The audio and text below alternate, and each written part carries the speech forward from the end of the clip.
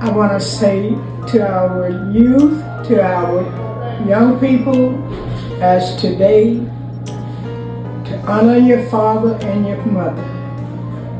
Because times are now hard, there is give them respect. You don't respect the elders like they used to. You don't know what it is because we have no training. We don't have the love. It's so much going on now times, and we're strayed away from God, but we must come back. Come back to God.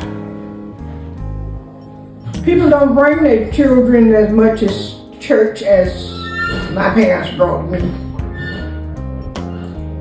We rode horse and buggies. We had the wringer washing machines. Children don't know what it is to even get out and do a chore now. But learn and listen. Listen to what your parents are older, not just your parents. As they say, it takes a village to raise a child now. Because they come here now and they don't want to listen. But children, old folks, I say as my mama used to say, old folks, y'all listen.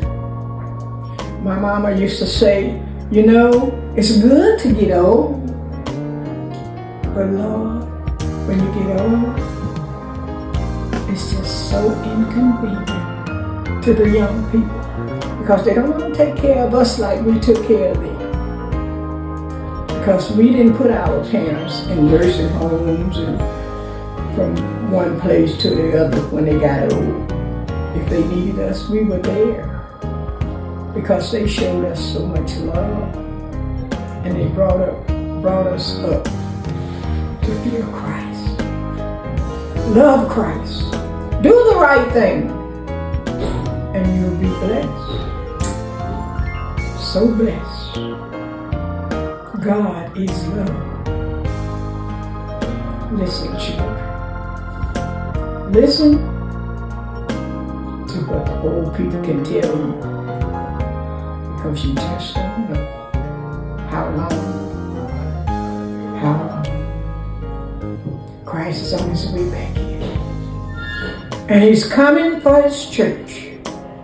And if you're not there, if you're not in the church, and the church is not just the building, the church is in your heart.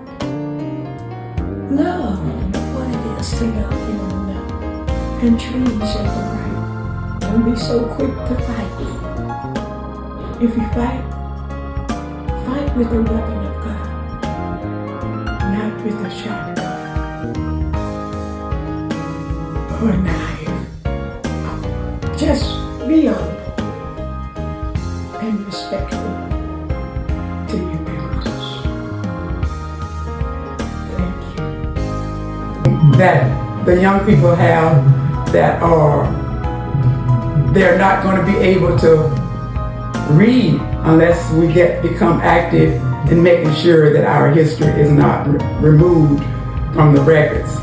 Today there's a movement to change everything, and I know as an elderly person growing up how things have changed from one era to the other, and we have neglected to tell our children because we didn't want our children to be caught up in a lot of hatred and disbelief. And we've been trying to teach them the right way as God wants us to do. But then on the other hand, we have kind of like not given them what they need to be ready for this day, because changes are taking place and the history is there, but it's being revised. We know from whence we came, and we know what we went through after we came. and we didn't pass that on to our children. So I would like to say to children, if you know an older person that has lived through Black history, let's just start with Dr. Martin Luther King. We won't go back any further than that.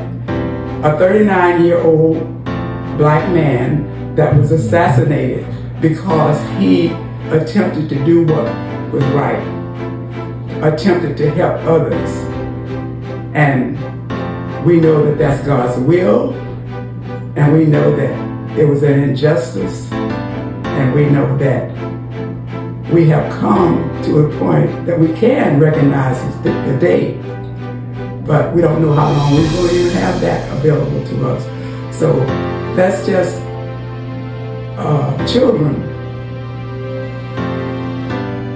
Take on a mentor, someone who knows, who have lived through the sit-ins and the riding on the back of the bus and going to the back of service, working in the fields, picking strawberries, picking cotton, cutting cane, and all those things.